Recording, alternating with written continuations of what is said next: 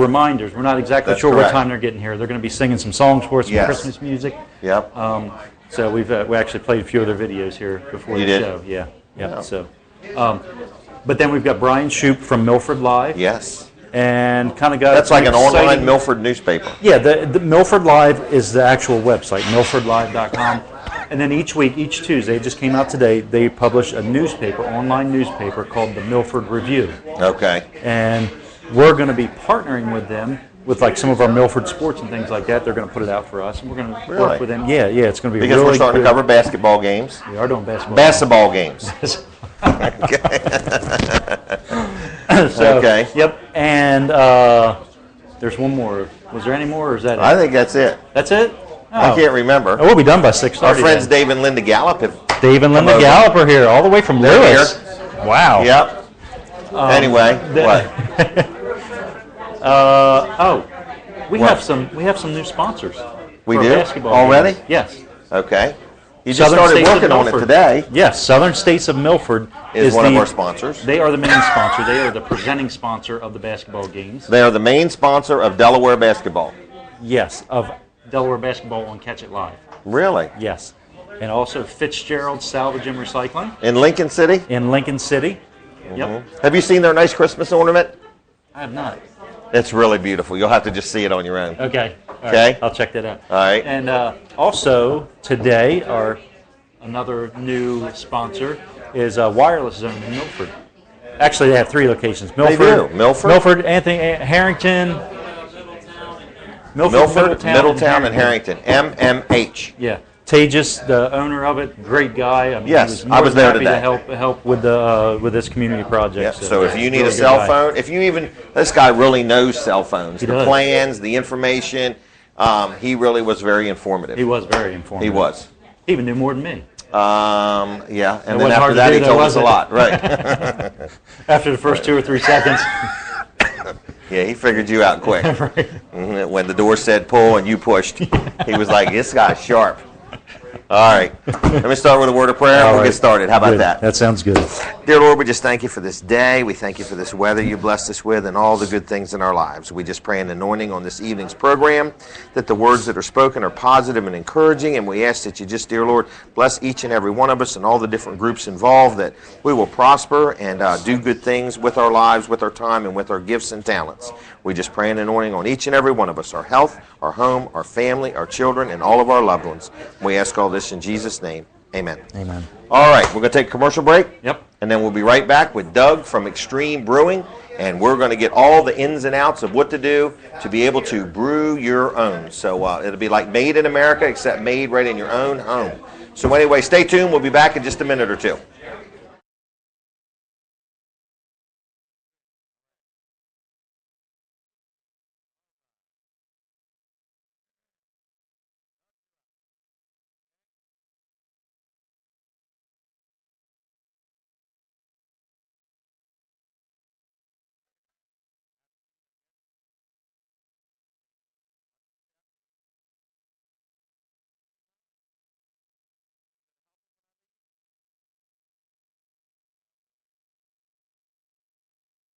Hey everybody, Jim Weller here from Weller's in Ellendale and Bridgeville, talking to you about this energy efficient eye heater. For only $177, you can get a heater that will heat 1,000 square feet on just pennies a day. So if you need some cheap heat, come on into Weller's in Ellendale or Bridgeville.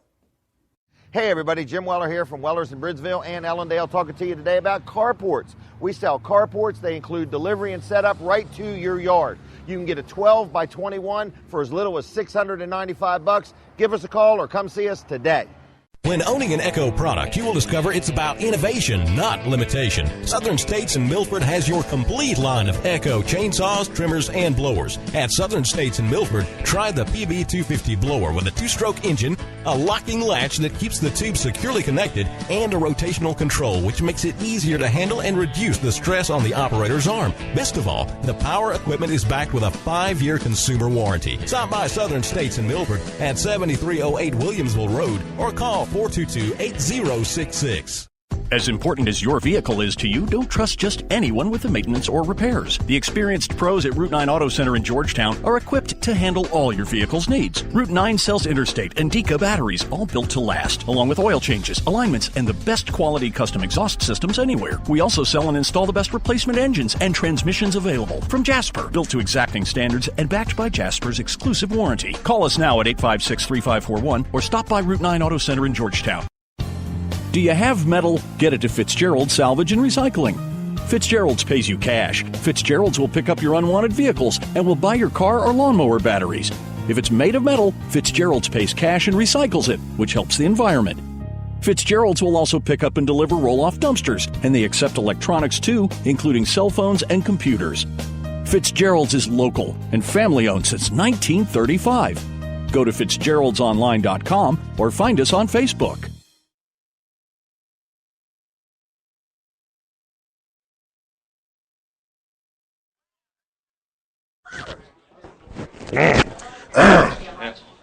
Hey everybody, Jim Weller. I'm back. We're live. We're at Jimmy's Grill. I forgot to mention some of the specials, but the restaurant is open till 8 o'clock. You got plenty of time to get in your car and come on down. You can join us live. There's a whole room full of people here. You are invited. You don't have to buy dinner. If you want to just hang out with us, you can. Have a cup of coffee or whatever. But one of the specials is all-you-can-eat spaghetti. $5.95. Comes with a salad and garlic bread and all-you-can-eat homemade spaghetti tonight at Jimmy's Grill in Bridgeville. If you've already had dinner, still come on down and join us, and you can have a dessert or something like that. If that doesn't suit, you can buy Brooks or Collins dinner, and as long as you let them pick out what they want, they'll let you buy all you want. So anyway, everybody's welcome. We're here. We're having a good time. There's a good crowd of people if you want to watch the show live. So right now I'm going to introduce you to Doug. Doug from Extreme Brewing. Doug Griffith. Yeah. Doug Griffith. And Doug, how you doing today? Doing good, Jim. Welcome to the show. Thank you. Thanks for having us on. Now, tell me about what you do. In other words, please. We sell products for people to make their own beer and wine. Okay. We also Can you make sarsaparilla? Make sarsaparilla, root Okay. beer. We've got a product called Rainbow Flavors. It's got orange and grape and the cream ale and all Okay. those different flavors that a lot of Really? people remember as kids. Right. So- Right. Get them at the soda fountain, Yes, something like that. Yes, we've got all those Okay. flavors. Makes 4 gallons for each batch, and it's Now, very when you easy say to you do. sell these supplies, do you have them like in stock where somebody can just come in tomorrow and get some of these supplies and go home? All the time. We have the brewing kits. We've got brew pots. We've got setups to make kegging systems. A lot of people like Really? to get away from bottling. When you start out, it's a lower cost because you can buy get 2 cases. It's easy to drink 2 cases of beer in preparation of bottling, which is generally Okay. 5 gallons. Makes about 52 bottles of beer. Okay. Takes about a month initially to make your first brew. Because there's some fermenting or Yeah, what? you got to ferment. Fermentation is the conversion of sugars into alcohol, Okay. and then that goes into bottle, and it's what's called bottle condition. It's another small fermentation that gives the fizz in the bottle. Okay. And And the that's- fizz is important. Well, the fizz makes it taste better. A Right. flat beer just doesn't taste well. You expect the beer to have some fizz in it, which is why Right. they put You fizz- only want to drink flat beer after you've drank a lot of beer. Yes. It starts tasting better the longer you go. But generally, to get that carbonization in the bottle, it takes about 2 weeks. So Okay. the process is about a month start to finish. And some batches benefit from aging of that beer. Okay. You got to remember, most beers you get from breweries are not, you don't get it right overnight, so they even Take play time in. Right. to refine it. Right. Right. All right. So a person could buy a kit. Do you have an idea of how much one of these kits are? The basic kit runs $70, and you'll need a brew pot, generally Okay. 4 gallons to 7 gallons in size. Okay. I like the larger sizes because you're brewing or boiling the whole volume of what you make. Okay. And then you need to Do you cool sell it. the brew pots Yep, too? we sell brew pots. We sell chillers, which help to cool the wort. It's what the unfermented beer is called when it's done being boiled. Really? You cool that down to about 70 degrees, and then you put it in a fermenter and then add your yeast. Okay.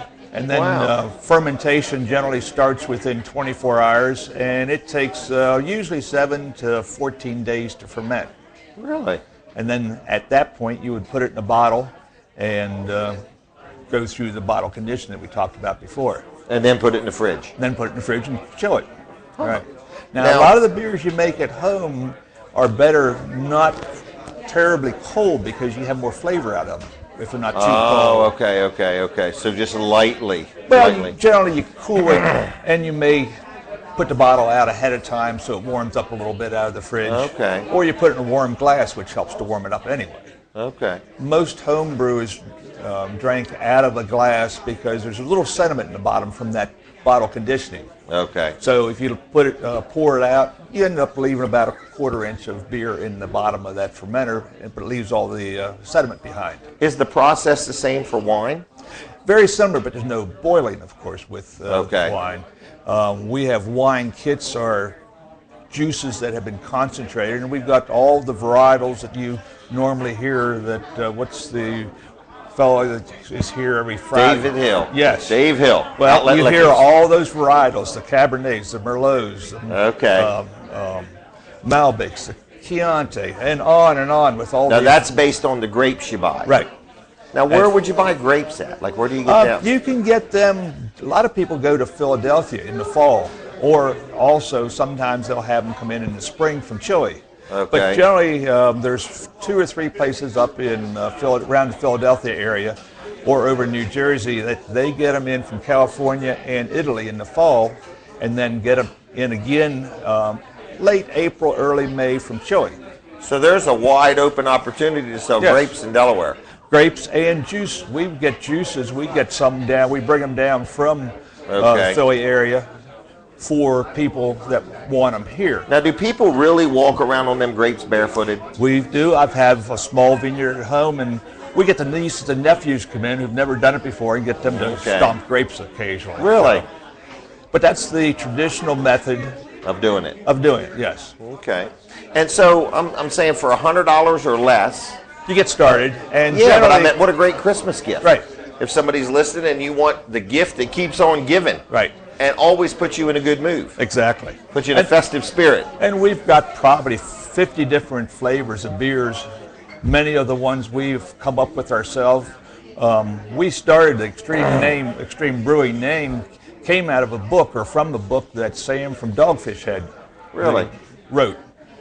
He wrote it. I helped with the editing of it. I got a small section in there I wrote. We did a test batch, got some pictures in there of myself with Sam, and we started marketing all these recipes that he had in this book, and that's how we started with our name Extreme Brewing. We used to be called Delmarva Brewing Craft because we were here in the Delmarva Peninsula, but then with this book we've kind of dropped that and took over the name Extreme Brewing. Everybody likes that word extreme. Yeah, extreme. Don't they? All right, we're going to take a commercial break for just a minute, but I'm going to have you back. I want to talk to you just a little bit more if I could, okay? Sure. All right, folks, you're watching Catch It Live. While we're taking the commercial break, pick up the phone and call 3 people and ask them to watch us, if you would. We're trying to build our audience. We're trying to break that 1,000-person mark, and hopefully we can do it tonight. So stay tuned. I'll be back in just a minute or two with Doug from Extreme Brewing.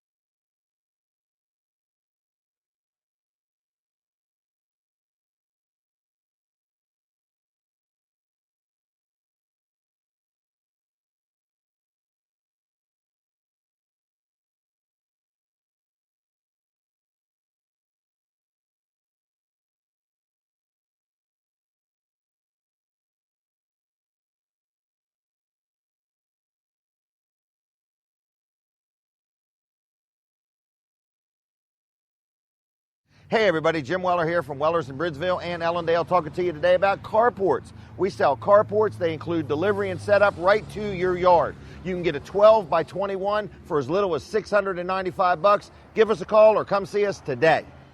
Hey everybody, Jim Weller here from Wellers in Allendale and Bridgeville, talking to you about this energy efficient eye heater. For only $177, you can get a heater that will heat 1,000 square feet on just pennies a day. So if you need some cheap heat, come on into Wellers in Allendale or Bridgeville.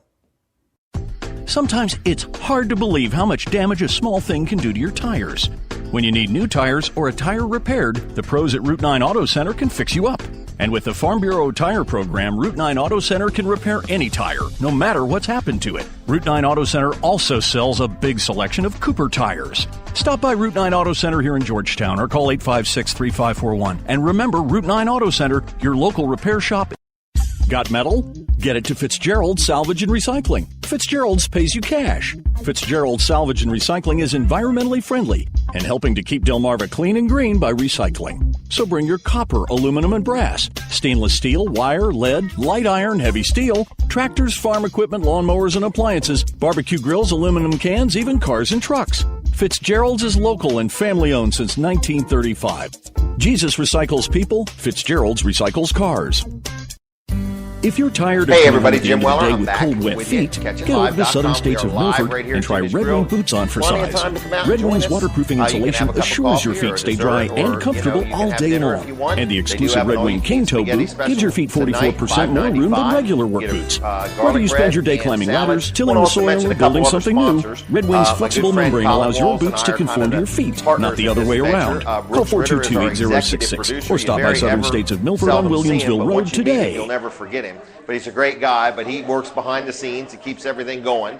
So any technical glitches are all on Brooks, and any works of arts and perfection are the result of Brooks also. But anyway, wanted to mention two other sponsors. Walls Service Center in Milford. If you need your car worked on, an oil change or a tune-up, you want to have your brakes checked, or every time you put your foot on the brake pedal, your steering wheel vibrates, they are the place to go. Also, Colin has bringmegas.com, so if your gas grill at home is out of gas and you don't feel like loading it up in your car and taking it to wherever and worrying about somebody rear-ending you and your car exploding and all that, you just go online to bringmegas.com. They'll bring a gas tank right to your house, and if you want, they'll hook it up to your gas grill also. The other business would be me, Weller's Utility Trailers in Bridgeville and Ellendale. So if you need a trailer, I got everything under the sun on sale between now and the end of the year. We are preparing everybody for the fiscal cliff. We're all kind of excited. We don't know what's going to happen. We don't even know if it's real. We just know it's what we're being told. So I think that everybody should buy a trailer, load all your belongings in the trailer. So if we all go off the fiscal cliff,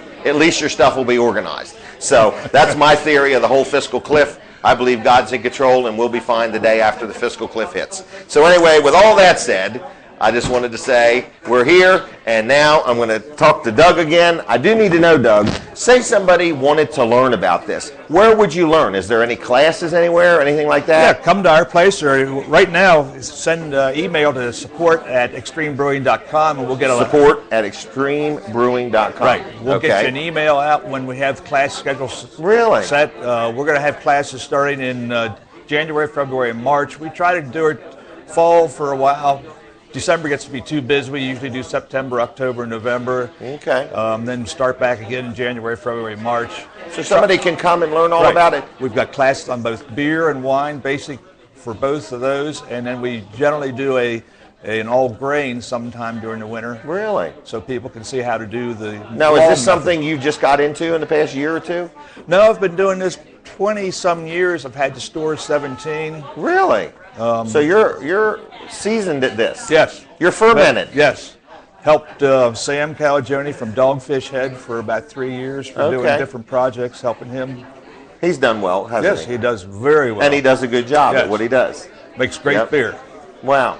And like Christmas time, say somebody didn't know what to get somebody, but they knew they might be interested. Can you get gift certificates at your gift business? certificates. You can either come to either one of our stores, either Millsboro or in Loras, or online. We have gift certificates available online. And then so they're like one size fits all? Right.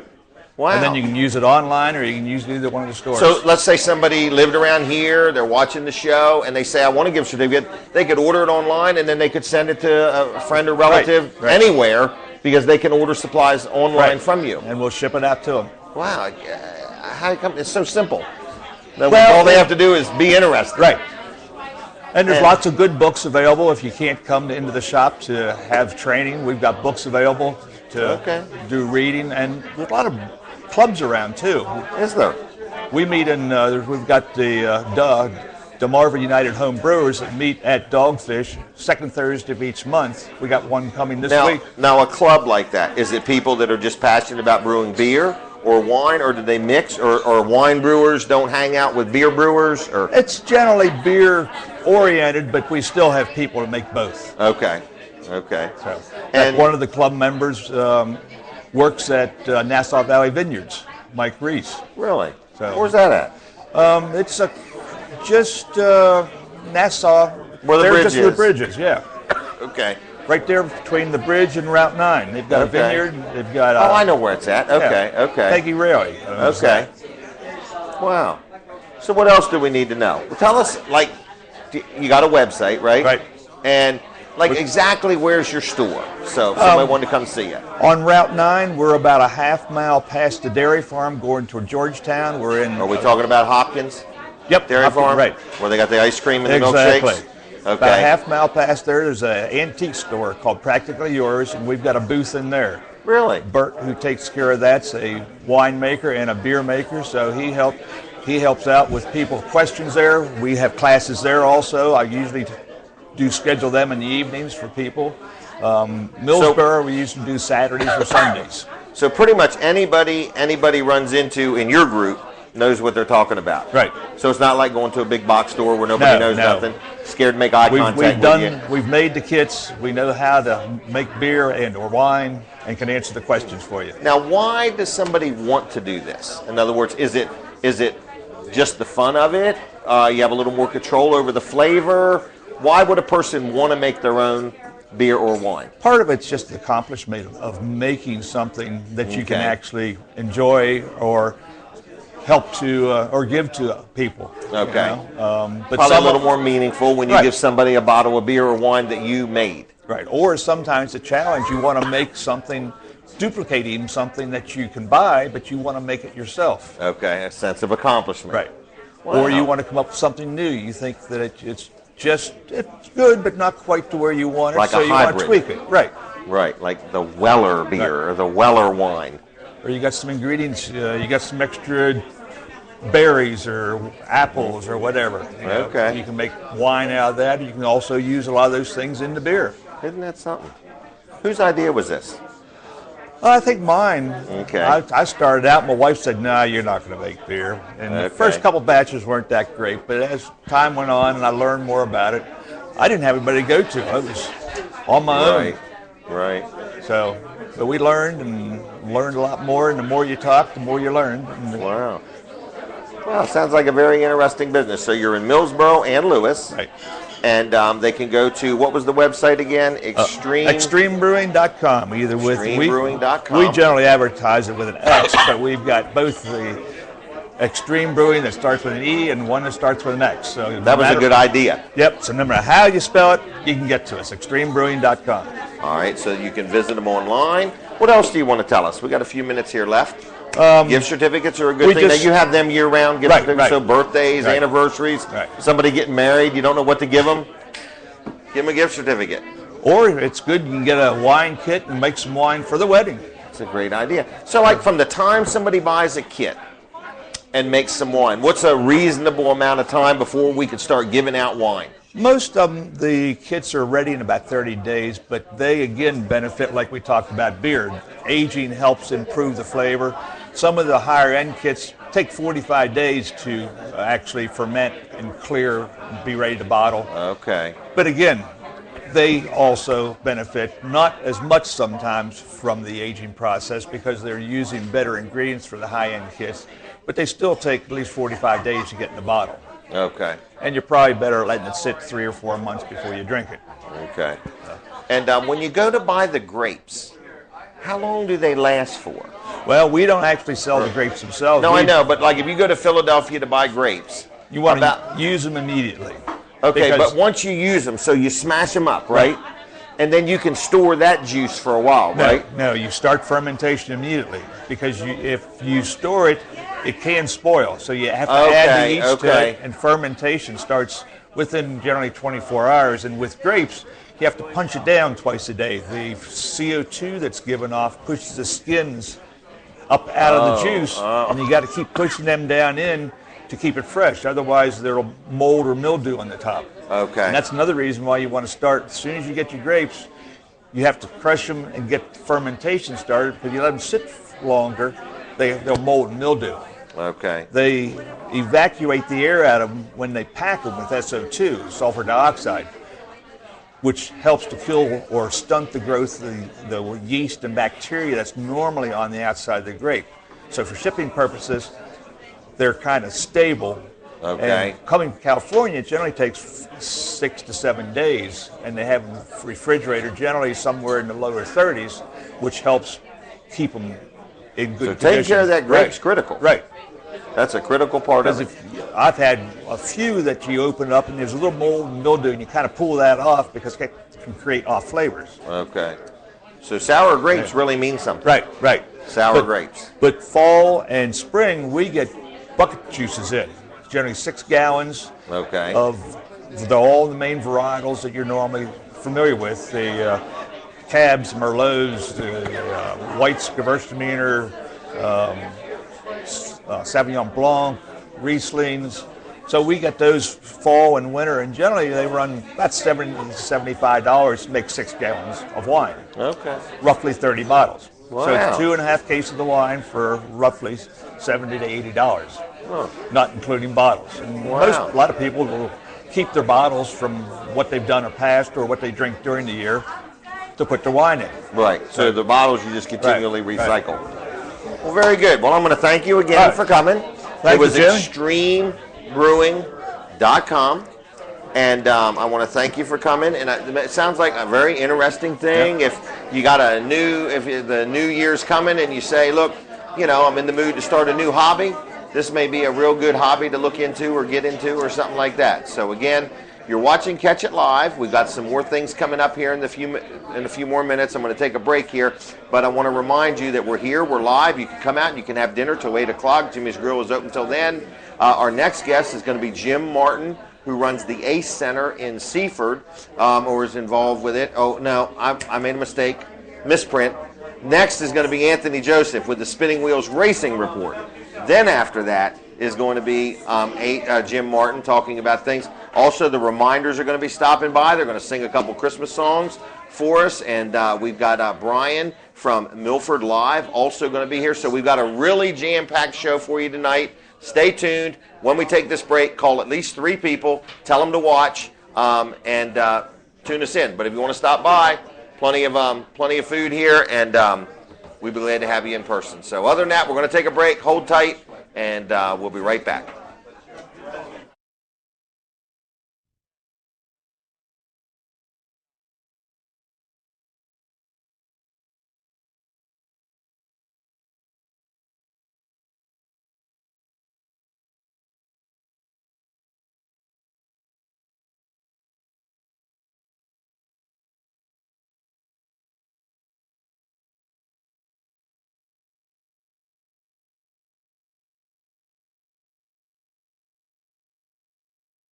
Hey everybody, Jim Weller here from Weller's in Allendale and Bridgeville, talking to you about this energy-efficient eye heater. For only $177, you can get a heater that will heat 1,000 square feet on just pennies a day. So if you need some cheap heat, come on into Weller's in Allendale or Bridgeville. Hey everybody, Jim Weller here from Weller's in Bridgeville and Allendale, talking to you today about carports. We sell carports. They include delivery and setup right to your yard. You can get a 12 by 21 for as little as $695. Give us a call or come see us today. Do you have metal? Get it to Fitzgerald Salvage and Recycling. Fitzgerald's pays you cash. Fitzgerald's will pick up your unwanted vehicles and will buy your car or lawnmower batteries. If it's made of metal, Fitzgerald's pays cash and recycles it, which helps the environment. Fitzgerald's will also pick up and deliver roll-off dumpsters, and they accept electronics too, including cell phones and computers. Fitzgerald's is local and family-owned since 1935. Jesus recycles people, Fitzgerald's recycles cars. If you work long hours in tough conditions, imagine how your feet feel. Get the most comfortable, dependable work boots in America, Red Wing Boots from Southern States of Milford. We offer an incredible selection of sizes and widths in all of Red Wing's popular styles. Durable, protective footwear made with the finest materials available. Red Wing's variety of sizes lets you find the perfect boot that allows air circulation and provides support for your entire foot. Stop by Southern States in Milford, 7308 Williamsville Road, or call 422-8066. As important as your vehicle is to you, don't trust just anyone with the maintenance or repairs. The experienced pros at Route 9 Auto Center in Georgetown are equipped to handle all your vehicle's needs. Route 9 sells Interstate and Deka batteries, all built to last, along with oil changes, alignments, and the best quality custom exhaust systems anywhere. We also sell and install the best replacement engines and transmissions available from Jasper, built to exacting standards and backed by Jasper's exclusive warranty. Call us now at 856-3541 or stop by Route 9 Auto Center in Georgetown.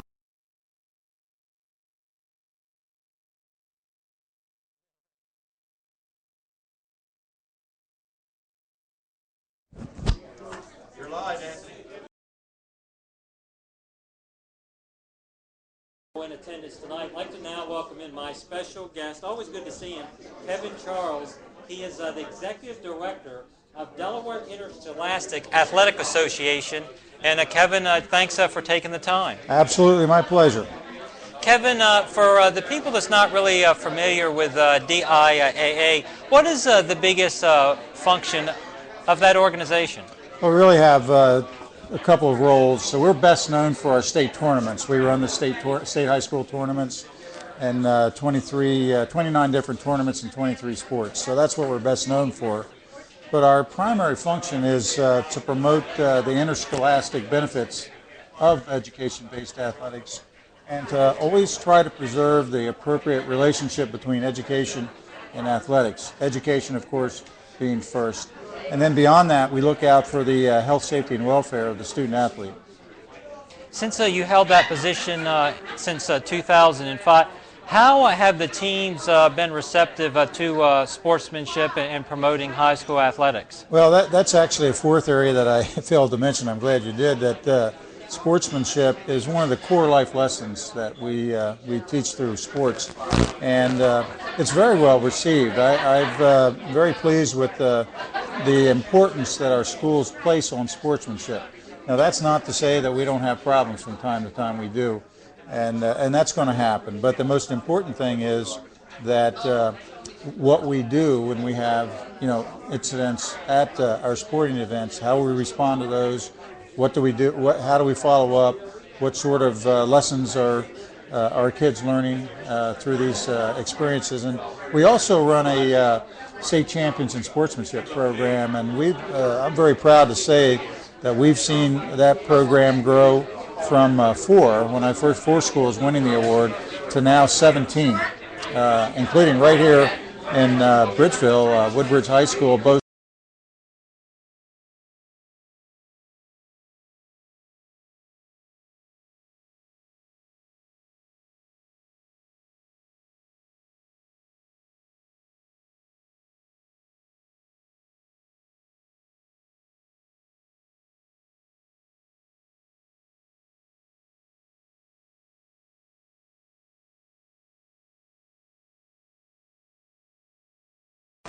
was prohibiting players to return when they showed signs or symptoms of a concussion. Why did you think it was necessary to put that policy in place? Well, we have a sports medicine advisory committee that's chaired by Dr. Michael Axe, and Dr. Michael Axe is one of the best sports medicine, best sports surgeons in the state, but he's also very active nationally. And our Sports Medicine Advisory Committee had been following Centers for Disease Control reports on concussions and concern about the second impact syndrome, the second concussion. And so they really heavily promoted the concept that we need to, when a player is suspected of having a concussion, displaying signs and symptoms of a concussion, that they need to be removed from play and evaluated by a qualified healthcare professional. And so they really pushed and promoted this idea. We were one of the first states in the nation to adopt this policy. New York State was one of the first, but we were one of the first states to adopt it, and we were well ahead of the Federation and well ahead of the National Football League and the NCAA in this. How receptive have been the parents and the players to being held out of a contest? Because, you know, as a player, they want to get back in the game to help their team win. That's very true. And you know, initially there was some resistance. The coaches, I have to say, really bought into this very well. Very pleased by that. And I think the coaches were relieved to no longer have the responsibility to assess a player's readiness to return. What we found the most problem was with, indeed, is actually the parents who wanted to doctor shop to find a doctor who would return them to play when their own primary care physician might not, and with the players themselves. You know, as you pointed out, Anthony, the players want to stay in the game. They really want to stay in the game, and so they try to hide or mask symptoms, and so that took a little while. But I think that one of the most significant evolutions in this whole concussion issue has been the NFL's coming to the table. You know, with the National Football League and the greater awareness about concussion safety, it's now become less of a stigma, a negative stigma for a player to say, "I'm not feeling right. I need to talk to the trainer or the doctor," and so it's growing in acceptance, and that comes with awareness, I think. Now, to start off this season, you have another policy in place: is each student, athlete, and the athlete's parent or guardian shall each year sign and return a concussion information each year. Mm-hmm. How have the parents reacted to this new policy? Well, what we did was we took the concussion awareness piece and we made it a part of our pre-participation physical evaluation. Every student each year must get a physical evaluation to assess their medical readiness, their ability to participate safely in sports from a health and safety perspective. And we made that awareness piece a part of that pre-participation physical evaluation. So the fact sheet is in the PPE, and as we call it, PPE, and then the parents and the student must sign that they have read and are aware of the signs and symptoms of the concussion. And so it's been readily accepted because it's mandatory. If you're going to play, you have to fill that out. Now, another policy this year is each certified and emergency coach has to complete the NFHS online concussion course, Concussion in Sports. Why did DIAA feel it was necessary to implement that rule? Well, a couple of reasons. One, again, education and awareness are key. And that's just, if the coaches are aware, if the students and the parents are aware, we're more likely to have compliance. And compliance is key to keeping the players safe. And that's the most important goal. And so training. So we want our coaches to be aware. We also want our officials to be aware. And so part of the law that the state of Delaware, the General Assembly, adopted in 2011 requires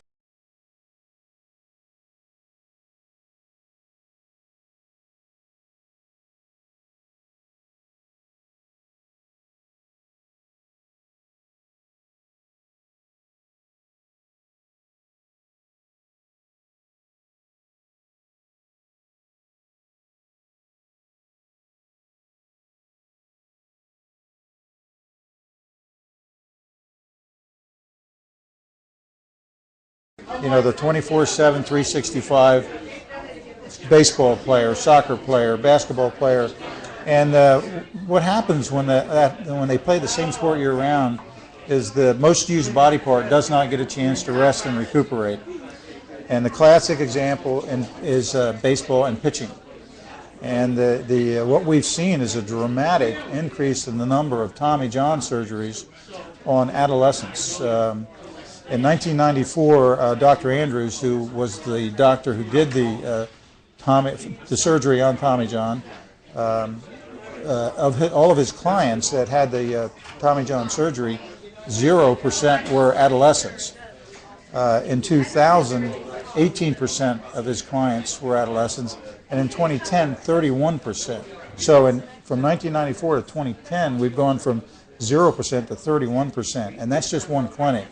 So this is almost an epidemic in youth sports, And it's not limited to baseball, but baseball is a prime example, especially baseball pitchers. We see it in swimmers and shoulder injuries. We see it in soccer players and knee injuries. So overuse injuries and the trend towards specialization and its impact on player health and safety is what we're looking at now. One player that comes to mind that played just one sport, you have to think of Derek Gibson, where he was playing a travel ball all year long because he wanted to be drafted by a major league team, and he was back a couple years ago in the second round by the Boston Red Sox. So his philosophy worked in that regard. You look at Jamie Jarman, he was talented in baseball and football, and some people speculated, why doesn't he just give up football? Because if he gets injured, then his baseball career could be hampered and he might not be drafted, but he didn't get hurt, and he was drafted by the Texas Rangers. So a lot of people seems like they have different opinions on that topic. Well, I like to cite Cal Ripken. Cal Ripken was a pretty fair baseball player, and Cal Ripken will tell you he was a three-sport athlete in high school. He played soccer, basketball, and baseball. And he'll tell you that soccer, gave him the footwork skills, and basketball gave him other skills, and baseball developed, of course, his baseball skills. But while he was playing basketball, he wasn't using his arm and throwing motions, and same with playing soccer. So his body had a chance to recuperate. Plus, he learned skills from all those sports that led to his being the baseball player that he is. And so I would submit to you that the professional and college scouts are going to find the true athletes no matter what sport they're playing. They're going to find the true athletes. And if you are a true athlete, you will be playing college sports somewhere, you will be playing professional sports. But the bottom line is there are very few of those high caliber athletes out there. There are a lot of people who think they are, but there are very few of them.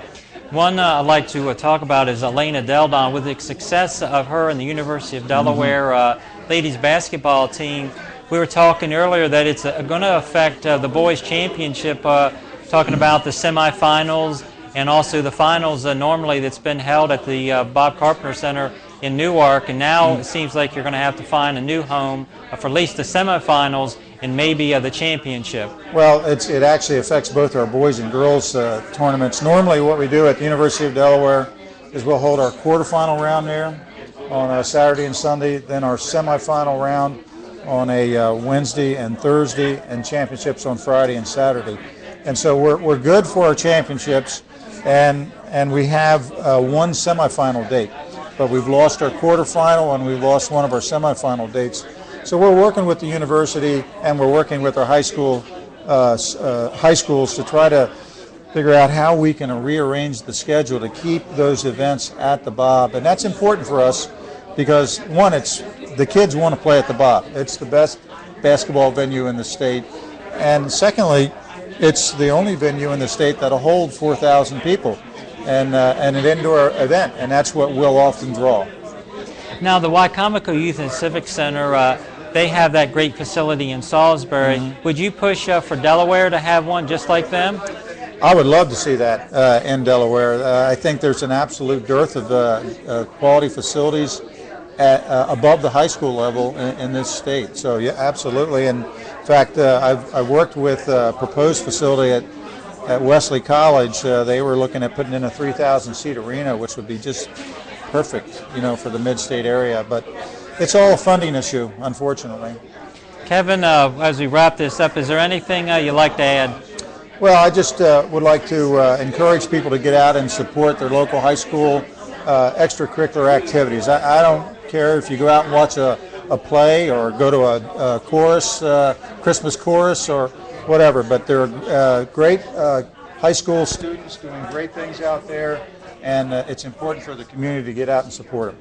I'd like to thank my special guest, Executive Director of DIAA, Kevin Charles. More to come on Catch It Live. You don't want to miss it.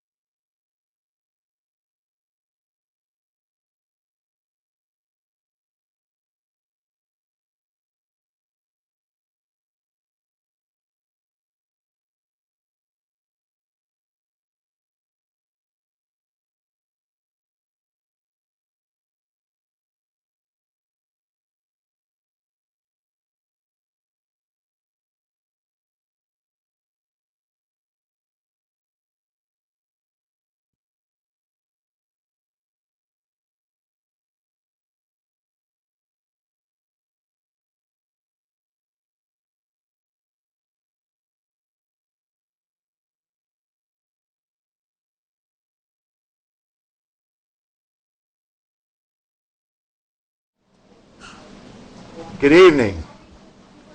Welcome to Catch It Live. Tonight our topic is on homelessness. It is our second in a series, and we welcome the live audience and the viewing audience. With me on tonight's panel I have Preach from the Seaford School District, Kay from Lorette, I am from the Tap Faith Partnerships in Georgetown, and Lynn from St. Vincent de Paul's. And we're here to field questions from the audience. And God willing, we'll do the very best we can with that. All right, anybody want to go up first with a question to get the conversation going? Anyone? Joe? This is Joe Neal from Regional Builders. There seems to be a stereotype among the community about homeless people must be criminals or they must be dangerous. How do you overcome that? We talked about that at our last panel discussion, actually, and part of the reason these kinds of gatherings are so very important is to put faces on homelessness. You know, that they're children. I think Preach is going to talk a little bit about his job in the Seaford School District with the children who are homeless. They're working poor who have lost that last paycheck, that they were living from paycheck to paycheck. They're people who are trying to make it for the most part. And that population is growing and growing, especially within Sussex County. So I think the more people like you, people like everybody in this room put a face on who's homeless, the more those stereotypes, like all stereotypes, will be broken down. People stereotype people because they don't know or they're afraid. Exactly. So what we're really trying to do is to put a human face on the people who are affected with inability to have a home, inability to have a roof over their heads. Good answer. Well, thank you. Hi, my name is Vince Moore. Currently residing on New Street in Georgetown. I was homeless a few years ago, and fortunately I was up in Wilmington, and I was able to reside at the Sunday Breakfast Mission. And that's an excellent resource facility for people that are homeless. They also have, on one side of the building, they have for just men, and the other side they have for families. I was wondering, why don't we have something like that down here? Well, I think when those of us that have come together just before the last session, and we'll continue to meet together, places like the Sunday Breakfast Mission and a few others in the region are really good role models to look at. They've paved the way. They do have good programming, and rather than waste a lot of time trying to reinvent the wheel, it is programs like that that we'd be taking a look at. I would add to that it's a challenge to find the bricks and sticks to house such a facility, and that this panel and hopefully our network and our growing network in 2013 will be able to find some suitable places and reach out to benefactors and builders and vendors of materials to create a model down here in Sussex. I understand they didn't start out as big as they are now. They started out originally just feeding people. Correct. And, they grew from there. My name is Pastor Andre Alexander. My name is Pastor Andre Alexander from Promise Ministries, Family Life Center here in Bridgeville. My question is, why do Delaware or Sussex County don't have a facility strictly to keep families together instead of separating the family unit I think our job is to mainly keep the family unit together. We always comment on how many times our children are getting in trouble, but a lot of times they're taking a father out of the family. I would like to know, how can we make it more feasible that the family can stay together instead of breaking them up? I believe that one of the things we can do is, like the forum we're having right now, making people aware of what the needs are, and people have a tendency to rally together whenever there's a need.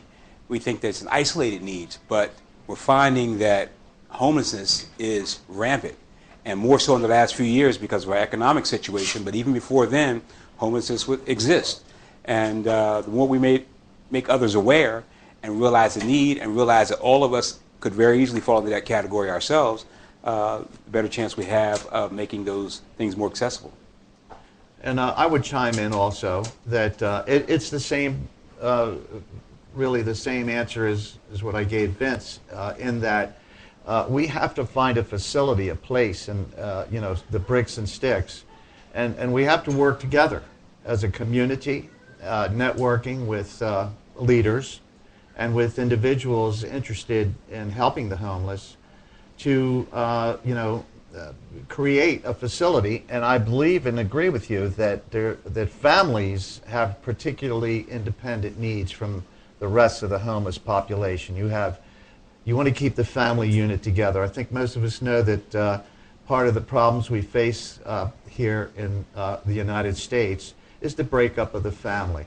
The family unit has traditionally kept this country strong, this state strong, and the county strong, and we need to do whatever we can, working together, to create a facility for families. Hello, my name's Tim. I live with my family in Seaford. I was once homeless myself. And there's a big question that goes around with my family, and we were discussing, sitting here earlier while eating dinner, about some people who won't allow that help. And the question in our family is most outreach programs seems to be faith-based. And there are a lot of people that don't live a faith-based life. And when it comes to asking for help or allowing help, that might sway in their decision as to whether or not to accept it or to ask for it. And I don't know if anybody's taken that into account or thought about that and put that up for discussion.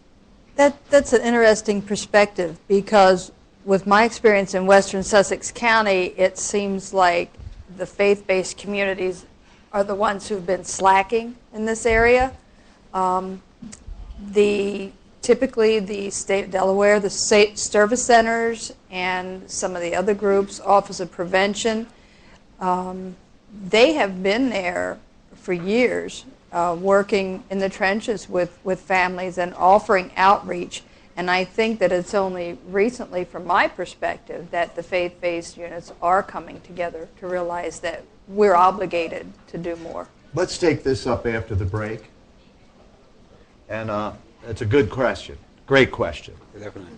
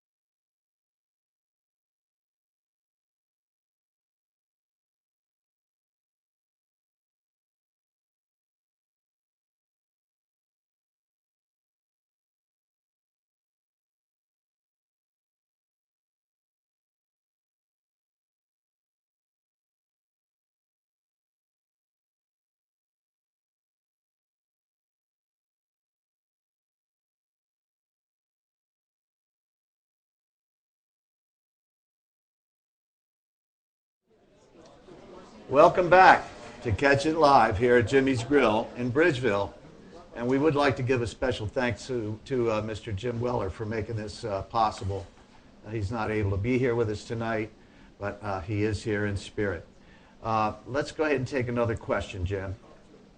Actually, I don't have a question. I have a comment to make. Please comment. My name is Liz Byers-Duran, and I'm the owner of the Veterans Awareness Center in Greenwood. My husband Bill and I own that place right up next to the former Peggy's restaurant. Anyway, we work with the military a lot at trying to get our homeless veterans off the street. When we start talking about homelessness, one of the things that I have learned over the years is that we also need to talk about affordable housing, because homelessness will almost cure itself, I believe, if we had affordable housing. Now, throughout the state of Delaware, we have over 1,100 manufactured mobile homes that are sitting idle or vacant. Some of those homes just want to be given to, in our case, our veterans, because the economy, if for maybe one of two reasons they want to give it the mobile home over. And the one would be because the economy has gotten so bad that some of the folks from the Western Shore cannot afford their summer houses over here any longer. The second reason is that we've had several of our seniors pass away, and those manufactured homes are sitting idle on these lots. Now, the owners of the lots, and I've done a lot of research on this, the owners of the lots in many cases live out of state. Now, in order to be moved into any of these manufactured mobile homes, you have to have good credit.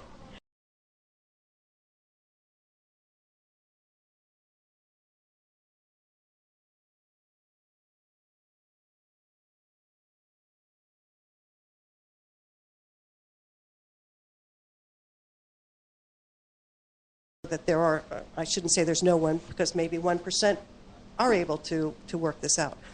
But, you know, if we would all really get serious about this and talk to our representatives and our congressmen, and I've been up at Legislative Hall when they had the meetings on these manufactured mobile homes, whether they're going to raise lot rents or not raise lot rents and things like this, if we would all truly get serious about this, there would almost be a home for almost every homeless person out there.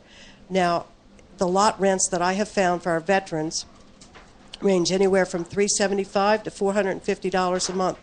Once that manufactured mobile home key is turned over to that homeless person, the only thing they have to pay is $375 to $400 plus their utilities. To me, that's affordable housing, you know. And in the military side, that saves you taxpayers a lot of dollars, because in the military side we have what's called HUD-VASH vouchers, which are like Section 8 housing. They're equivalent to $9,000 a year. I'm told that they're able to keep these HUD-VASH vouchers for 5 years. That's $45,000 of you taxpayers' dollars.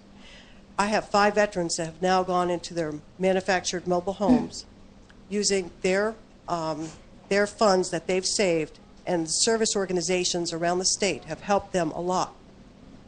And with that, in the last few months, we've had over $200,000 in savings. So, you know, I think that there's a way to combat this problem if we really got serious and really wanted to make this work. Well, thank you for your comment. You're absolutely correct. And the point that strikes home to me is your very last comment, which is if we're willing to work together. And that is, in fact, what this is all about.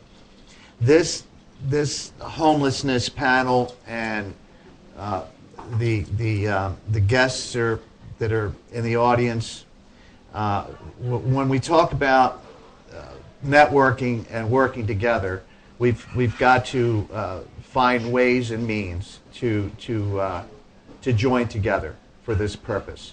And certainly veterans are, of our primary concern to us. After all, they've served us, and our freedoms are largely given to us by their efforts and their sacrifices, and in many cases their lives. So I think the key is that if we looked at every soul that's here at this particular get-together, and if we could bring each one of these individuals together somehow, and it would be difficult to do, but if we could reach out and network and create a large group of people, that we would have some serious impact on legislation and other available resources to help the homeless, and of course to help the homeless veterans. And thank you for your comment. It's well received. Yeah. Please. Hi, I'm Patricia Friend. I'm the administrator for the new Recovery Response Center in Ellendale, which is a crisis assessment facility. We're open 24/7. I guess my problem is, there are lots of people that are suffering from mental health or substance challenges. When they come to us, it's usually the worst day of their life. It is. They most often are homeless, unemployed, all those things. So we have to find, we have a 23-hour window, and that's all we keep these people for. Some move on to inpatient facilities, but some don't need that. We can get them stabilized in that 23-hour period that we have with them. But the problem is that it's almost impossible to find an immediate shelter or whatever in Sussex County. A lot of them, want to stay in Sussex County, but we can't find any shelter or any, they have no family, nothing. But they want to stay in Sussex County. So this is a real issue, that and transportation. But I think that it would be wonderful if we could all network, all the agencies, facilities, people, church, everything. We could all network together so that we could all come together somehow and share our resources for this. And I'm really open to anything that anybody can offer us with our dilemma here. Right, Patricia, I think that was the impetus that brought us all together, was the lack of crisis housing here on the western side of the county. And when a few people can get together and work on this, there was a reason we came together for that, and we're moving in the right direction now. Does anyone else have a question for the panel? I passed right by you, sorry. My name's Kathy Decker, and this is kind of in line with the comment about the veteran situation. There are a number of condemned, abandoned homes around town. Seaford, I know, is loaded with them. Mm-hmm. Why can't, could they be used somehow, get an organization maybe to help fix them up and put people in them? It would be good for the towns as well as people looking for housing. I think I could speak on that. You're correct, and actually, if you go to hometown, virtually anywhere, you will find these types of structures. Now, many of them have been confiscated by the local municipality, and so what you have, your challenge there is to get the local municipality or city or town to join this effort and change the existing code enforcement laws that are in place that prevent us from utilizing these types of facilities. And again, this plays into exactly what she said concerning the mobile homes. I mean, there's all these regs, and this is where I'm hoping and praying that the networking of all these wonderful minds and peoples and good goals towards helping the homelessness will be able to put forth an action plan to municipalities of how we would utilize this. And once we got permission to actually utilize these homes and facilities and housing units, I believe that what I call the retrofit, which is to fix them up so that they can support people, because many of these structures have remained empty for a long time. I believe that I know for a fact that there are organizations locally that will help. I mean, Habitat is one. They'll chime in. They'll join this. We have the potential to to make this happen and to create solutions for this.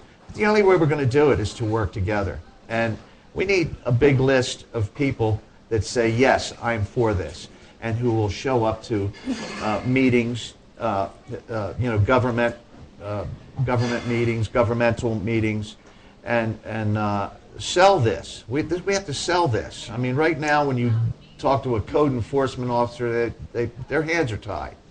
So you have to go to the city council, the county council. You got to go to Dover, to make these things happen. Okay. Hopefully that helps you. It's doable. Yeah, we have contractors who are ready to pitch in and help. Thank you. We do. We do. My name is Phil, and I am homeless. I've been homeless since June. Spent the summer sleeping on people's sofas. Spent a little over 2 months in Crisis Center and CASA in Milton. I don't know if I really have a question other than what can you do for me to help me be able to do for myself? I had a job driving trucks. I lost that due to bad health. I have an immense amount of talent, but I also have a huge amount of frustration dealing with social services, dealing with picking up the phone to call and call and call every single homeless shelter to find that they're full, and just happened to luck into Crisis, who then grandfathered me into CASA. Well, Philip, we're coming up on a break. Why don't we take up that question when we come back and try and answer that question. So when we come back, would you please just hit us with it again? Thank you.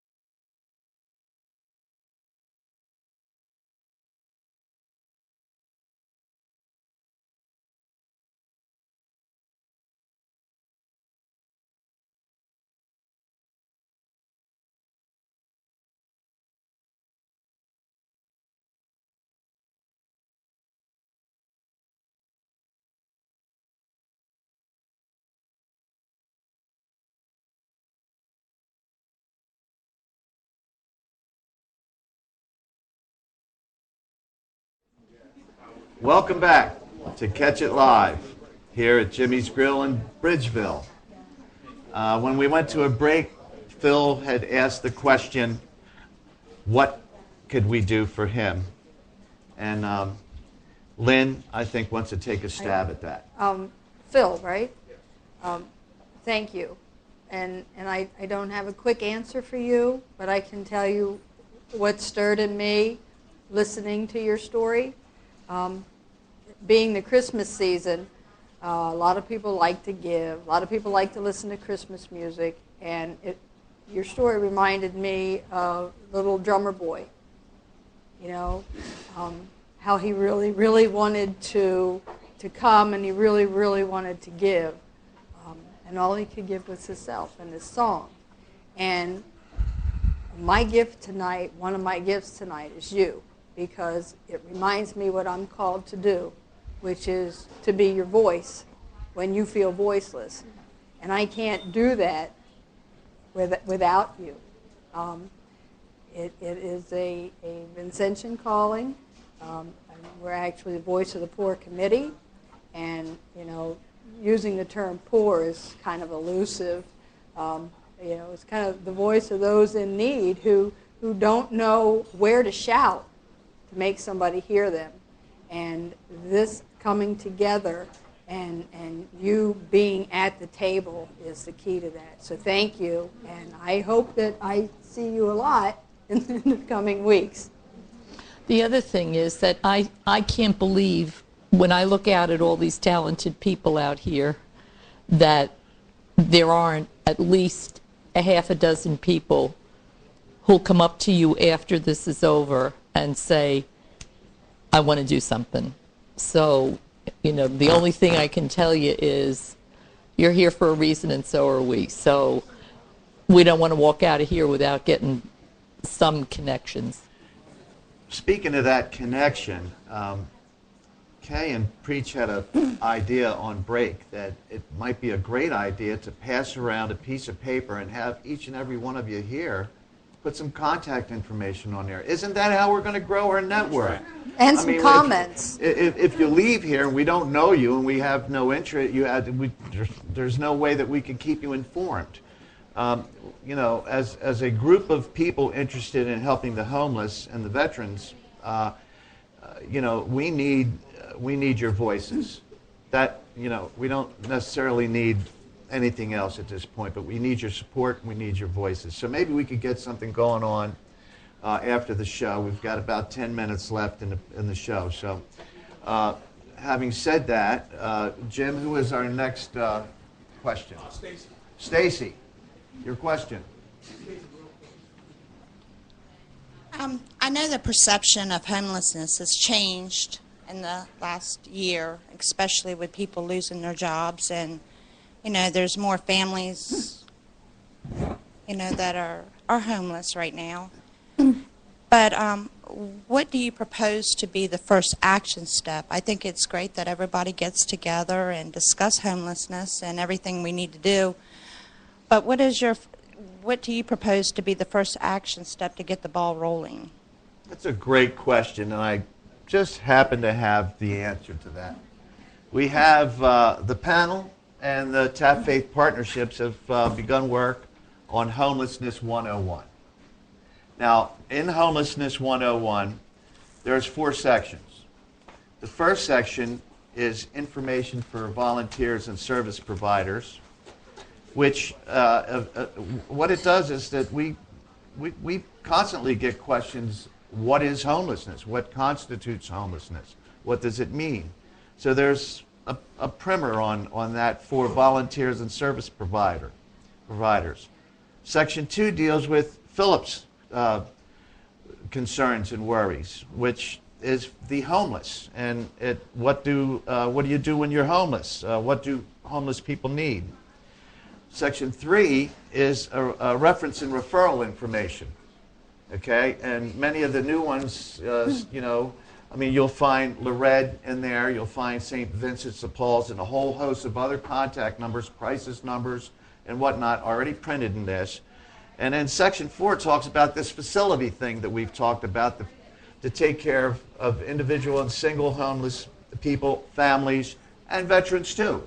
So it's the beginning. And what Tap Faith has asked is for the panel members and for the partners, and now we ask the audience to to contact us. And you can certainly do that by, first of all, going to the internet and typing in Tap Faith Partnerships, plural.org. And all this information is right in there in our website. And also contact information, including my phone number and the phone numbers of all these wonderful people. So that's our start, Stacy. Our start is to open up an information channel that allows networking to occur. And then from there we can educate what is homelessness, how do we fix it, what are the solutions. Hopefully, okay. Hopefully that answers your question, Stacy, to some extent. Mike, Chaplain Mike. Yeah, hi, I'm Mike Snyder. I'm the Kent County Chaplain with Vietnam Vets for Kent County, of course. I also run an outreach program for the state. We expanded our program about 18 months ago.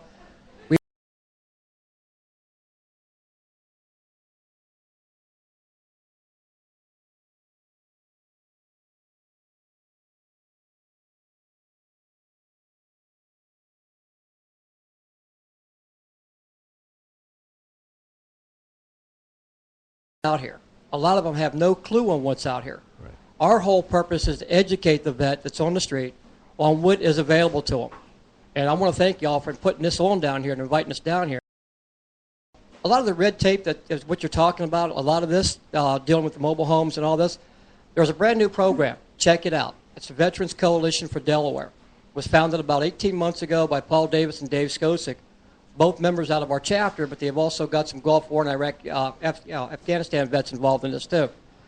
They are lobbyists working Legislative Hall up in Dover. Great. And they are doing a great job. What we do with our program is we network federal, state, and local organizations to help the vets on the street. I've been doing this for 11 years.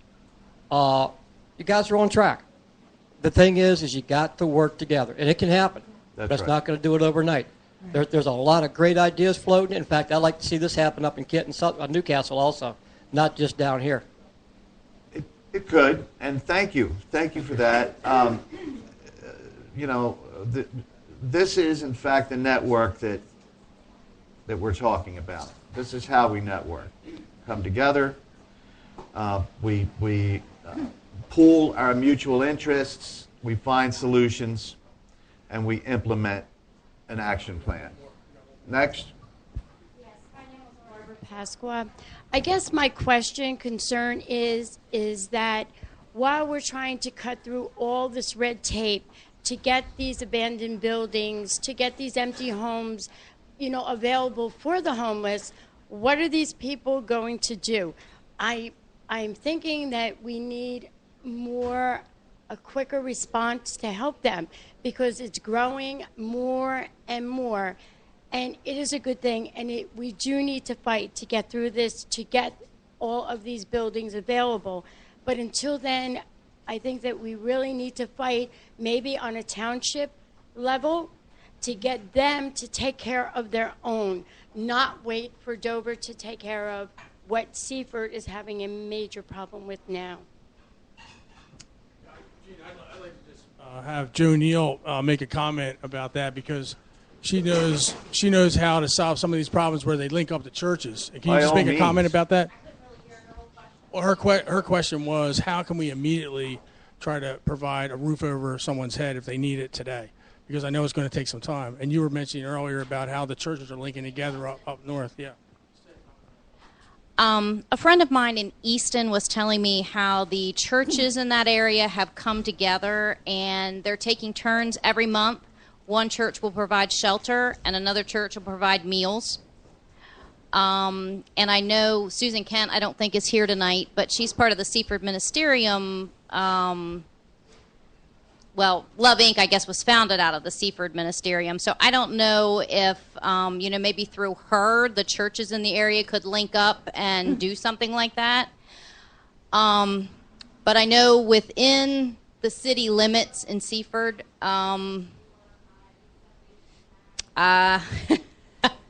Lynn, do you want to jump in there? Yeah, the Society of St. Vincent de Paul has got a hand in what they're doing over in Easton. It's wonderful.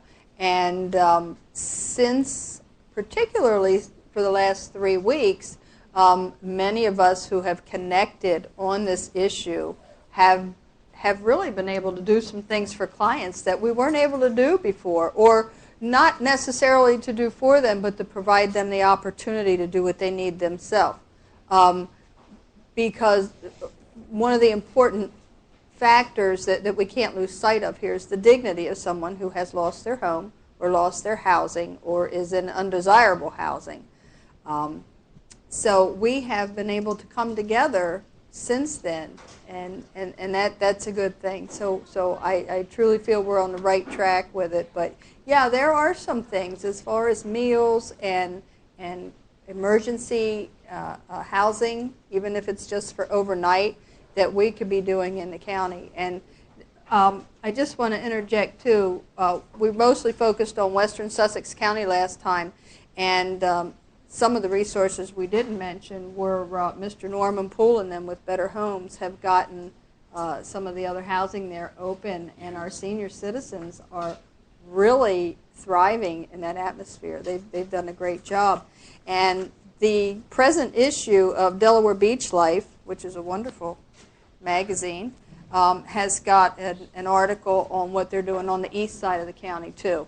So it's we're growing, and it's addressing the systems that need to be changed to correct this. Thank you, Lynn. Also, we have about 1 minute left, Colin, because I'd like to close in prayer if that's okay with everyone. Absolutely. Is that okay, Gene? Sure, absolutely. We have 1 minute. I was asking you to close us in prayer. Thanks. All right. Father, we thank you for this fellowship. We thank you for the questions, the challenges. We thank you for this particular audience, the panel members that have shown up. And we know and pray that you will grace us with solutions to these problems. And all we need is the faith of a mustard seed. That's all we need. Father, watch our journeys home. Keep us safe. Keep our families safe. And allow us to enjoy this season with our families in the joy of the celebration of the birth of Christ Jesus. And give us strength, give us courage, and give us an action plan for 2013. And we thank you, Father, for this. In the name of Jesus, amen. Amen. Thank you, everyone.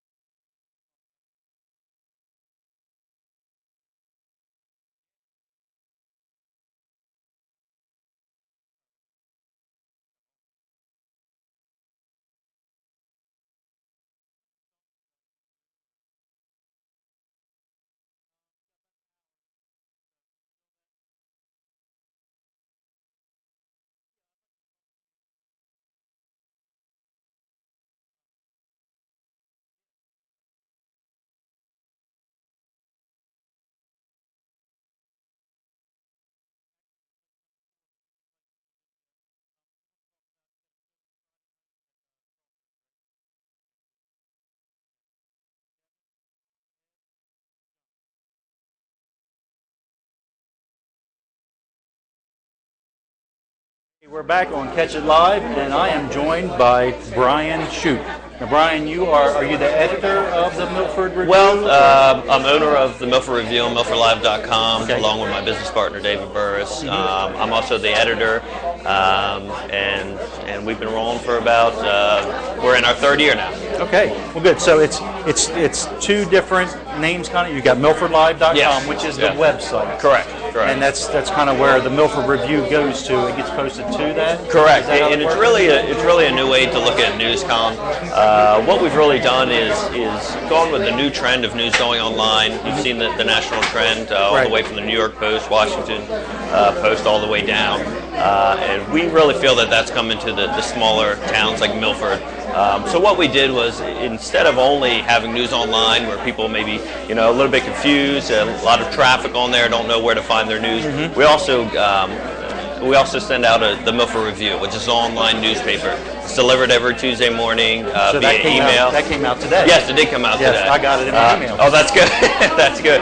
It looks like the newspaper, it reads like the newspaper, it has advertising like the newspaper, so people feel comfortable with the new way that they're reading the news, and I really think that's that's an integral part of our business. Yeah, it's definitely the way things are going online. We definitely embrace that kind of online media here at Catch It Live. So that's for sure. But we're doing some things in Milford as far as we're going to be doing some basketball games and things like that. That's great. You're going to be posting our content. Yes, we are. On Milford Live, and I guess through Milford Review. Yes, we are. I think the town of Milford and the people of Milford are really looking for as much information as they can get. You have the families that have been there for generations, but you also have the people that are moving from out of state to move into the area of Milford. There's a huge dichotomy of who is moving into the area, what they would like to see. So we're there to support them, to show them how to get involved with the government, with nonprofits, with businesses, how to get what restaurants are around, whatever news they may feel that they need to get acclimated with the new town. And you are a downtown Milford business owner also. Yes. So that kind of. Yep. We also, my girlfriend and I, my significant other and I, own Fur Baby Boutique. It's a dog boutique and daycare and grooming, and so we're two small business owners, and through both of our businesses, any chance we get, we like to support other business owners, and that's why we wanted to come on with you guys and support you, and you guys support us as well. Right. So every week here on Catch It Live, here at Jimmy's Grill, you're going to be doing kind of a Milford update, or kind of a preview of next week's review. Tonight was kind of just to introduce myself and the Milford Review and MilfordLive.com. But in the future, we'll be coming back to give you news of what's happening in Milford. I mean, it's a very, very busy town. Just in the since July 2011, just in the downtown area, we've actually had 11 new businesses open up, and 2 new businesses expand their services in just over a year and a half. So there's a lot of things going on in the town of Milford. There's a lot of people doing a lot of good things, and we want to make sure that news reaches a broader audience. Yeah, it's really good. It's needed, and the print papers to me are out of touch. Yeah, well, a lot of people ask us what the secret is to our business, and obviously technology is one, the way that we deliver it.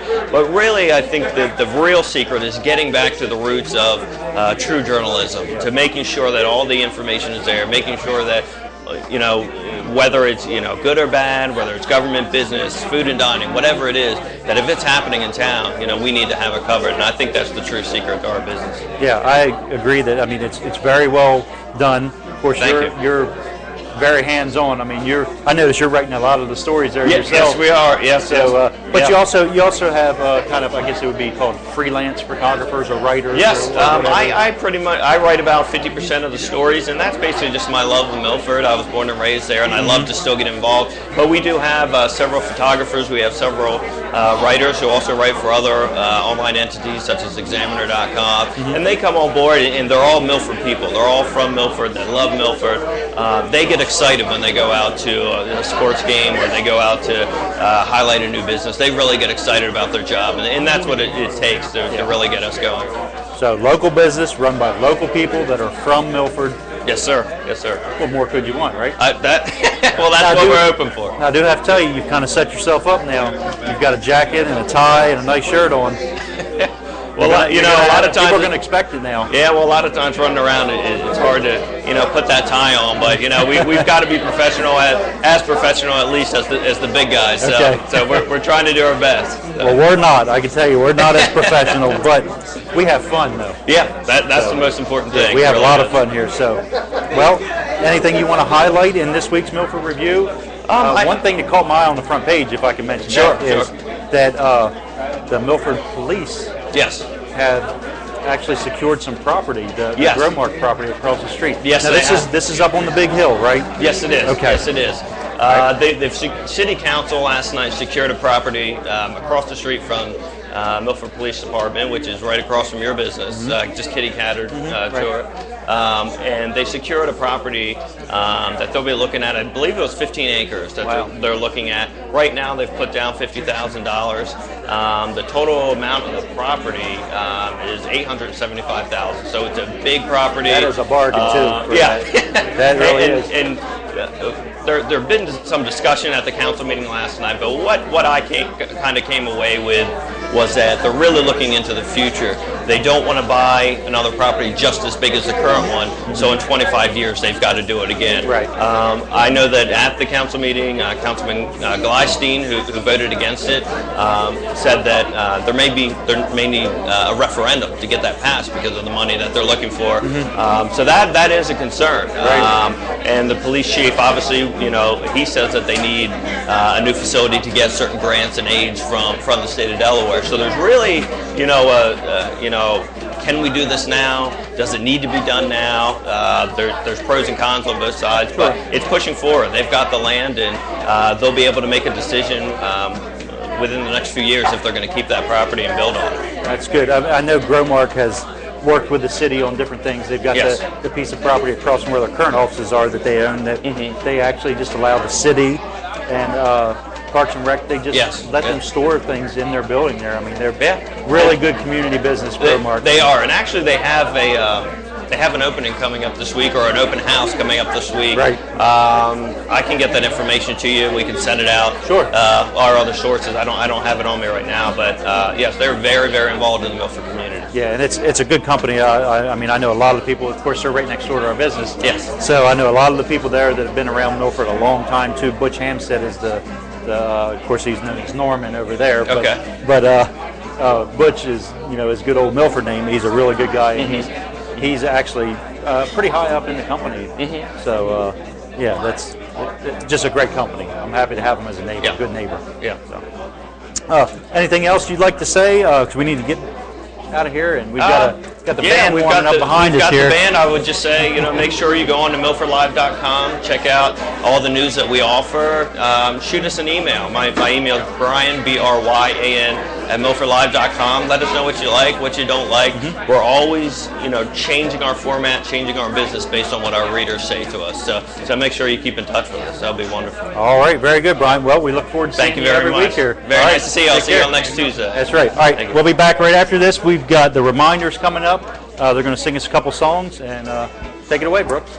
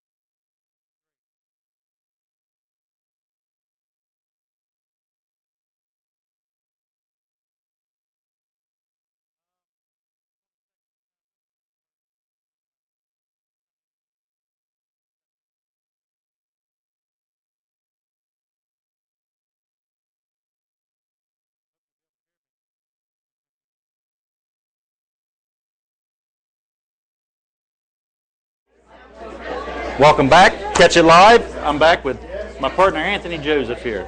Scoot on in here a little closer. You're probably not even in the picture, sitting way over there. So we've got the reminders here. Have you ever heard of the reminders? Yes, I have, and they're very good. They are very, very good. Kevin Short, Ed Shockley, John Thompson. Okay, so you're going to sing us a song. The first one you're going to start with is When Comes This Time of Year? We'll start with that, yeah. Okay, whenever you're ready, take it away.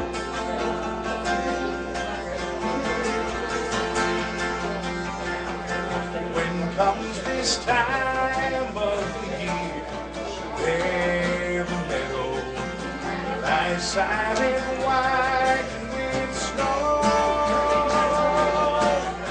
The harvest is safe, and the heart has been tended. Loved ones will make their way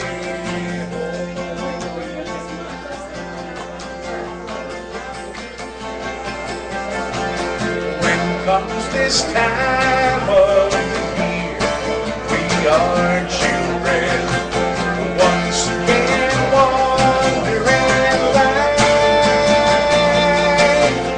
Return to our faces, hopes and embraces, notions of songs in the night.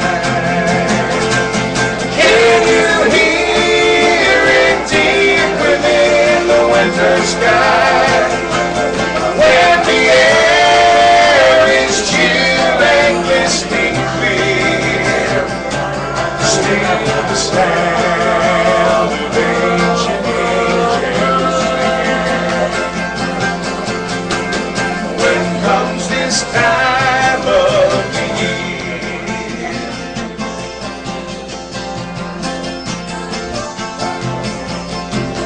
When comes this time of the year, there the manger beneath the Bethlehem star,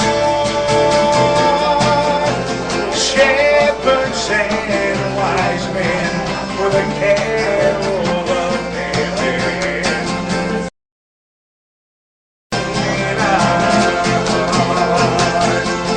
Can you hear it deep within the winter sky, when the air is chill and glistening clear? Still the sound of ancient angels. When comes this time of the year?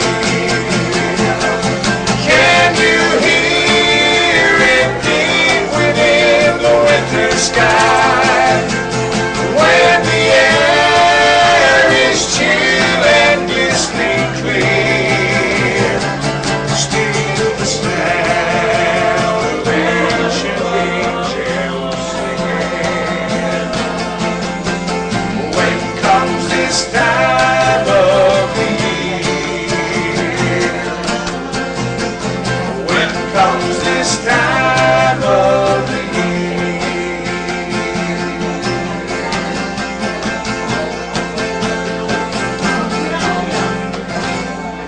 All right.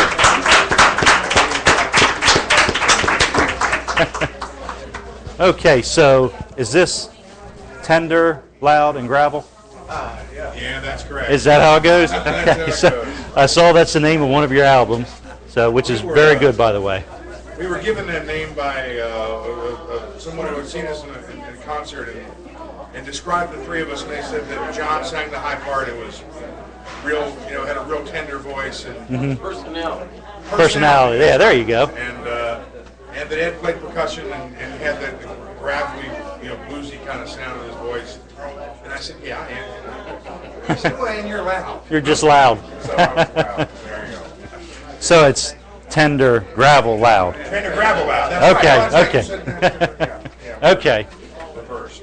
All right, so, you've got a concert coming up at Crossroads Community Church? We do Friday night, 7 o'clock. We've done done a Christmas show there for the last 4 years. This year, we're there with a special guest. Shane Keister is going to be with us. John can tell you a little bit about Shane. He's a phenomenal keyboard player. He's played on all kinds of records you've heard, and he's a dear friend of mine. He's Elvis's keyboard player. Is that right? Wow. Great keyboard player, great guy. Any keyboard friend of mine. Any keyboard player of Elvis is a friend of mine. Yeah.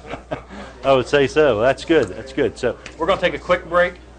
We're going to come back. We're going to come back with another song, and we'll get a little more information about when this concert is, the time, and where Crossroads is. All right, we'll be right back.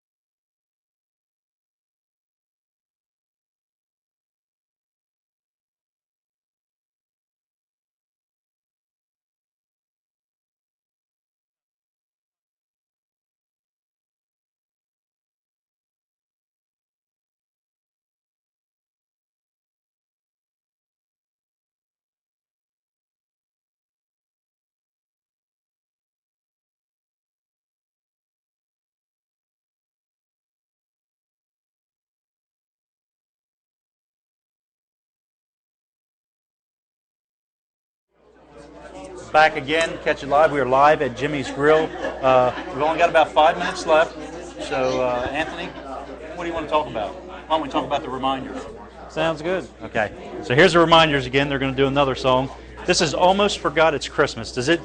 I think it's got some special meaning I've heard before behind it. You know what it's about. Well, it's a little bit about the Christmas being taken away. Yeah. Okay. The celebration. All right.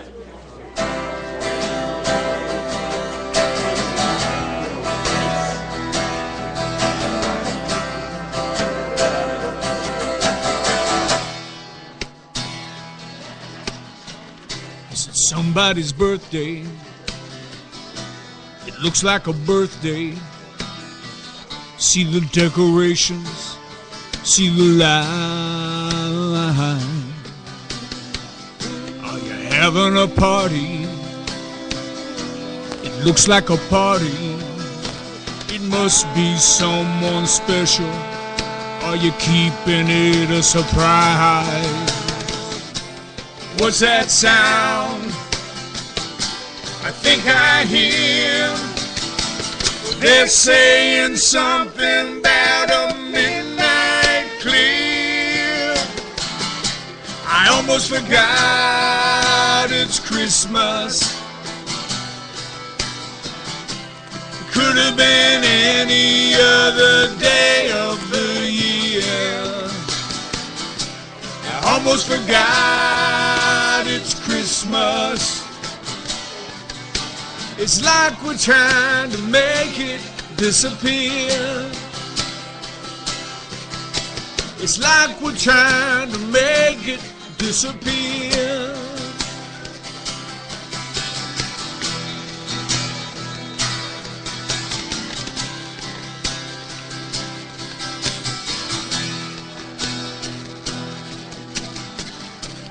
Is that the manger? Looks like a manger. See the shepherds, see the stars. Is that the baby? Looks like the baby. And are those the wise men who came from afar? What's that sound? I think I hear they're saying something about a midnight clear. I almost forgot it's Christmas. It could have been any other day of the year. I almost forgot it's Christmas. It's like we're trying to make it disappear. I almost forgot it's Christmas. It could have been any other day of the year. I almost forgot it's Christmas. It's like we're trying to make it disappear. It's like we're trying to make it disappear. It's like we're trying to make it disappear.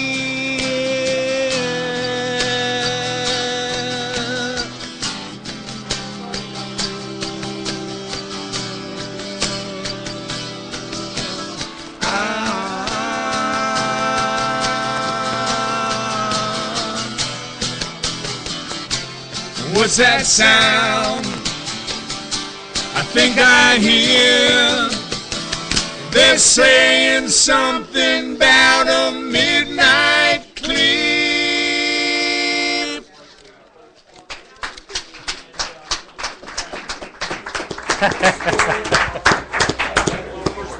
Okay, so this Friday, Crossroads Community Church, right down the road on 404. p.m. It's free to the public, 7 o'clock, and we'd love to have everybody come out.